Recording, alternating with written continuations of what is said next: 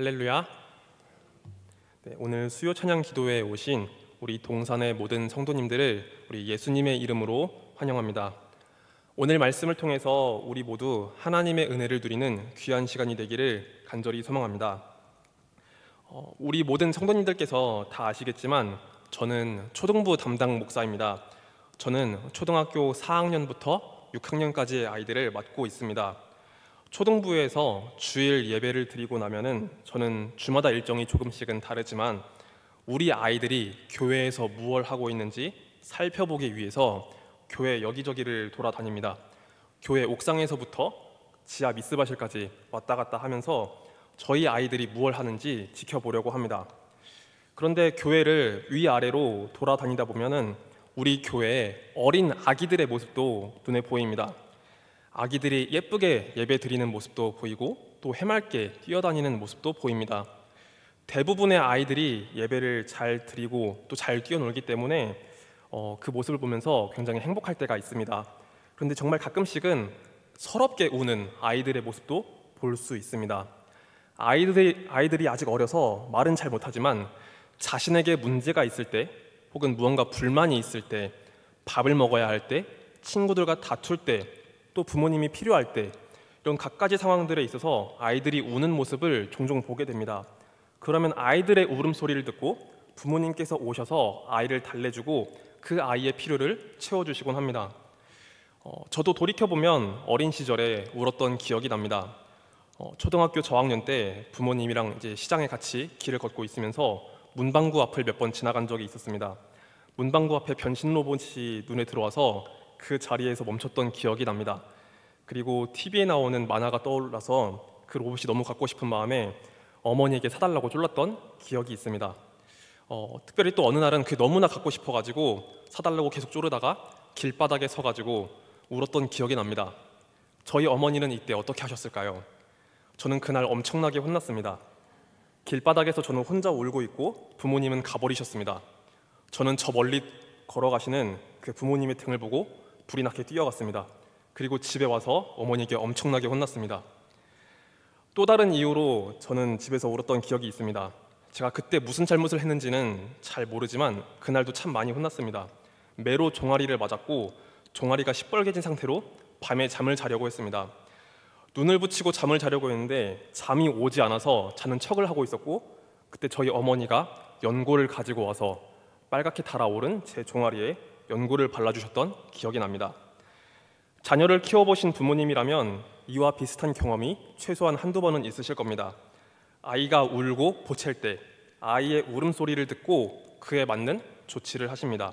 밥을 주기도 하시고 엄마나 아빠가 같이 있기도 하시고 혹은 달래주거나 혼내기도 하셨을 겁니다. 어린아이들은 이런 상황 속에서 부모님을 찾고 또 울고 떼쓰고 울부짖으면서 부모님과의 관계가 형성됩니다.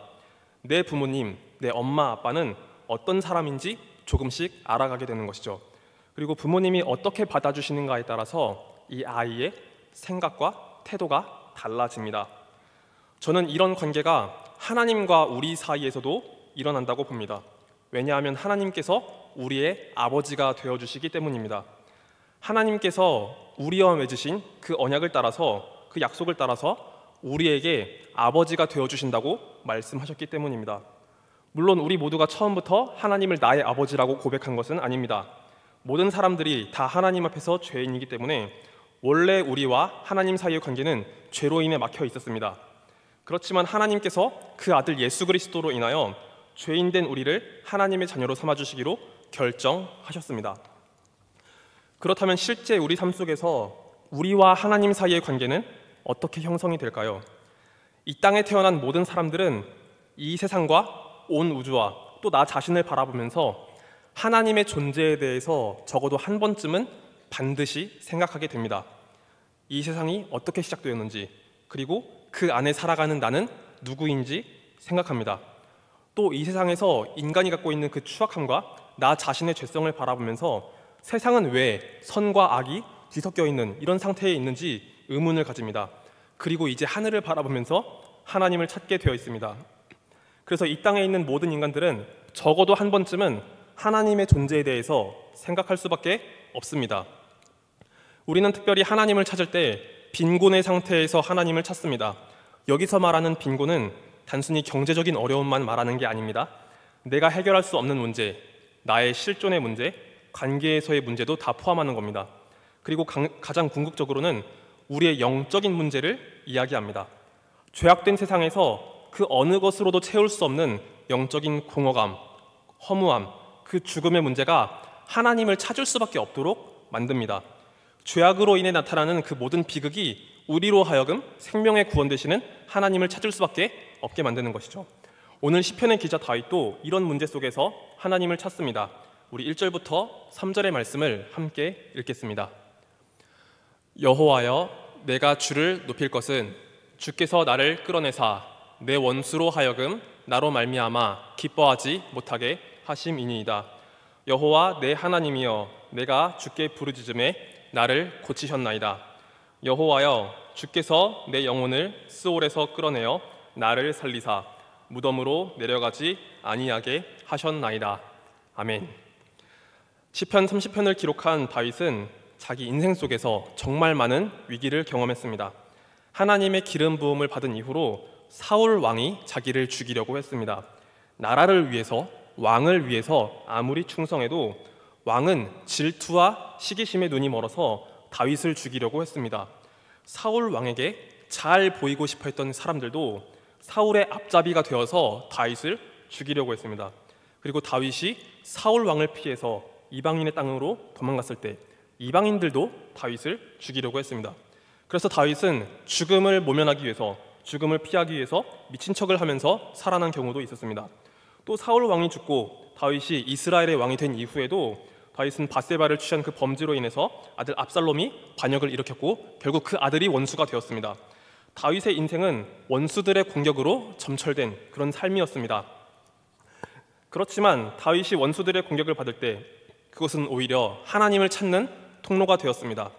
내 삶에 찾아온 고난, 시련, 그 죽음의 위기가 오히려 하나님을 찾게 만든 것이죠.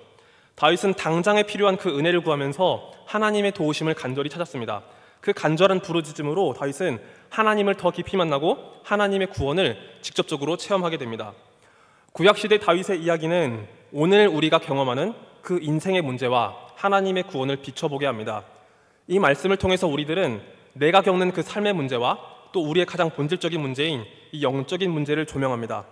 다윗이 겪었던 그 원수들의 위협은 곧 내 삶의 모든 두려움과 어려움 그리고 영적인 어둠으로 이어집니다.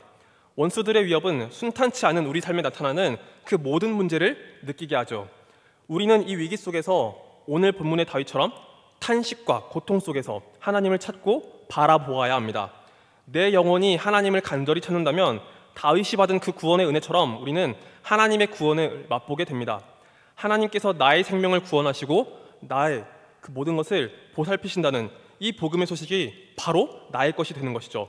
그래서 우리는 예수 그리스도를 통한 그 생명의 구원, 영혼의 구원을 깨달으며 하나님께서 나의 구원자, 또 나의 아버지가 되심을 알게 됩니다.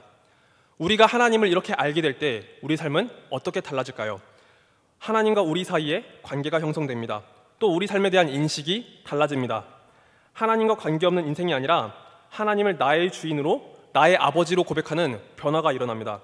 그리고 구원받은 은혜에 감사드리며 한 사람의 성도로서 또 하나님의 자녀로서 올려드리는 찬양이 바로 우리 삶의 고백으로 나타납니다. 이 부분을 나누기 위해서 우리 함께 4절부터 5절의 말씀을 읽겠습니다. 주의 성도들아, 여호와를 찬송하며 그의 거룩함을 기억하며 감사하라. 그의 노염은 잠깐이요 그의 은총은 평생이로다. 저녁에는 울음이 깃들일지라도 아침에는 기쁨이 오리로다. 아멘. 하나님을 믿고 고백하는 사람은 이제 성도라는 정체성을 갖고 살아갑니다. 시편의 기자는 성도라는 이 단어를 하시드라고 표현합니다. 하나님의 헤세드, 즉 은혜와 긍휼을 입은 자라는 뜻이죠. 우리는 부르짖음을 통해서 하나님의 살아계심과 은혜를 경험했습니다. 성도로 거듭난 자녀들은 자신이 받은 그 은혜를 마음속에 되새기며 하나님의 존재 자체와 그 성품을 찬양합니다. 부모님과의 관계 속에서 부모님의 마음을 알아가고 또 그 생각을 닮아가는 어린아이와 같이 우리는 하나님의 마음을 알아가고 감사의 고백을 드리게 됩니다. 하나님의 자녀가 된 우리는 하나님께서 나의 주인, 나의 아버지가 되셨기 때문에 새로운 다스림 속에 들어갑니다. 죄의 권세 아래 다스림 받는 게 아니라 하나님의 기준에 따라 새로운 삶이 펼쳐지는 것이죠. 하나님의 거룩함, 하나님의 완전하심을 통해 내 삶이 새롭게 조명됩니다. 죄악으로 얼룩진 삶이 아니라 거룩함에 이르는 삶으로 변화되는 것이죠. 그렇지만 우리가 이 영원한 천국의 기쁨을 누리기 전까지 하나님의 거룩하심과 우리 안의 죄성이 서로 충돌합니다. 우리의 신분은 은혜를 받은 자로서 완전히 변화되었지만 우리가 그 천국의 영광을 누리기 전까지 이 땅에서 우리는 죄악과 씨름하며 살아갑니다.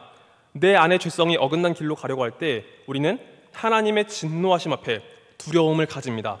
이제 하나님께서 내 아버지가 되시기 때문에 그 죄악을 싫어하시는 하나님의 진노를 두려워하게 되는 것이죠. 우리는 우리의 허물, 또 실수, 잘못에 대해서 분명히 다스림을 받아야 합니다. 마치 어린 시절 제가 부모님께 혼이 난 것처럼 우리의 잘못된 행동에 대해서 우리는 징계를 받고 말씀으로 다스림을 받아야 합니다. 이것은 부모가 자녀를 사랑하기 때문에 필연적으로 나타날 수밖에 없는 것입니다. 그렇지만 우리가 혼이 나는 것이 하나님의 본심은 아니라고 합니다. 하나님께서 우리의 그 죄악과 허물에 대해서 분노하시지만 자신이 사랑하는 그 자녀를 영원히 고통 속에 두고 싶어 하진 않으신다라고 말씀합니다.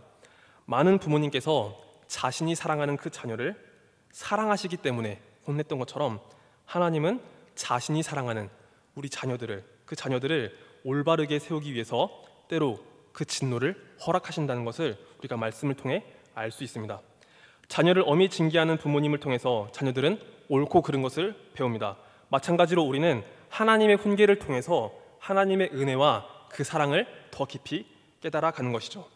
구약의 역사에서도 이스라엘 백성들이 하나님의 징계를 받은 사건이 나타납니다. 이것을 알기 위해서 출애굽기 34장 6절의 말씀을 읽겠습니다. 우리 함께 말씀을 읽습니다. 여호와께서 그의 앞으로 지나시며 선포하시되 여호와라 여호와라 자비롭고 은혜롭고 노하기를 더디하고 인자와 진실이 많은 하나님이라. 아멘. 하나님께서 그의 절대적인 은혜로 이스라엘 백성들을 애굽에서 구원해내시고 시내산으로 인도하셨습니다. 시내산 아래에서 모세가 없던 사이에 이스라엘 백성들은 하나님의 은혜를 망각하고 금송아지를 하나님이라 섬기며 우상숭배를 했습니다. 하나님은 자신을 버리고 우상숭배를 한 그 이스라엘을 심판하시고 징계하시며 출애굽기 34장의 말씀을 주셨습니다. 하나님은 분명히 백성들에게 진노하셨지만 그들을 향한 은혜를 완전히 거두신 건 아니었습니다. 백성들을 모두 진멸하실 만큼 분노하셨지만 하나님의 은혜를 완전히 거두시진 않고 그들을 말씀으로 훈련시키시고 약속의 땅으로 다시 한번 인도하셨습니다. 이처럼 하나님은 자녀들의 죄악에 대해서는 징계하시지만 그 자녀가 이 땅에서 완전히 멸하도록 내버려 두진 않으십니다. 대신 그 훈계를 통해서 하나님의 은혜를 깨닫고 돌이키게 만들어 주십니다. 우리를 벌하시더라도 그 자녀를 회복시키는 은혜를 통해서 하나님의 사랑을 느끼게 만드시는 것이죠. 그렇지만 하나님의 이 크신 사랑을 받는 우리들은 늘 항상 하나님의 기대에 부응하며 살아갈까요? 참 안타깝게도 우리의 마음이 항상 주님 앞에 올바르게 서는 건 아닙니다. 제가 말씀드리는 건 무언가 큰 행위로서, 그런 범죄로서 잘못을 범한다기보다는 우리의 마음이 하나님 앞에서 항상 겸손하지 못하다라는 것을 지적하는 것입니다. 우리는 하나님을 의지하는 마음을 잃어버리고 스스로의 능력과 힘으로 설 때가 있습니다. 어린 자녀가 부모님의 도움 없이도 자기 스스로 무언가를 할 수 있다고 말하는 것처럼 우리가 하나님 앞에 그렇게 행동할 때가 있습니다. 신앙적인 열정이 없는 사람이라면 이런 마음조차 없겠지만 오히려 내가 신앙적인 열정을 갖고 하나님 앞에 설 수 있다고 자부할 때 우리는 이런 태도를 보일 수 있습니다. 우리 함께 6절과 7절을 통해서 살펴보겠습니다. 같이 말씀 읽겠습니다. 내가 형통할 때에 말하기를 영원히 흔들리지 아니하리라 하였도다. 여호와여 주의 은혜로 나를 산같이 굳게 세우셨더니 주의 얼굴을 가리심에 내가 근심하였나이다. 아멘. 다윗은 6절과 7절 말씀을 통해서 자신이 하나님 앞에 흔들리지 않겠다고 자부합니다. 이 말씀은 경우에 따라서, 문맥에 따라서 하나님을 향한 신뢰의 고백으로도 우리가 볼 수도 있겠지만 그러나 6절의 경우는 조금 다릅니다. 어떻게든 내 힘과 능력으로 서보겠다는 표현입니다. 내 힘과 그 능력으로 하나님 앞에 서겠다는 이 태도는 하나님 앞에서 조금은 교만한 태도입니다. 우리가 가지는 그 인간적인 열심과 열정은 하나님 앞에서 정말 아무것도 아닙니다. 우리가 만약 스스로 구원할 만한 능력이 있고 스스로 하나님 앞에 설 수 있다면 굳이 예수님께서 우리에게 찾아오실 이유는 단 하나도 없었을 겁니다.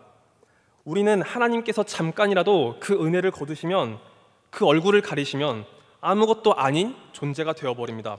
하나님께서 조금이라도 그 낯빛을 가리시면, 우리에게 은혜를 비추지 않으시면 우리는 영적인 침체와 슬럼프에 빠져들게 되는 그런 연약한 존재입니다. 하나님의 은혜가 느껴지지 않는 그곳에서 우리는 어떠한 것도 할 수 없는 나약한 존재입니다. 이때 우리에게 필요한 것은 무엇일까요? 그것은 다시 한번 하나님 앞에 부르짖는 겁니다. 하나님 앞에 은혜로 회복되기를 바라며 하나님을 찾고 부르짖어야 합니다. 다윗은 하나님 앞에 부르짖을 때 자신의 실존적인 그 상황을 두고 하나님을 찾고 부르짖었습니다. 다윗은 주님께서 은혜를 거둘 때 내가 아무것도 아닌 존재가 되어버리며 죽음 가운데 있는 자는 하나님을 찬양할 수 없습니다 라고 이렇게 고백했습니다. 내가 이렇게 낮은 자리에서 주님을 찾는 모습은 어떻게 보면 너무 구차해 보이고 낮아 보이고 내가 없어 보이기도 합니다.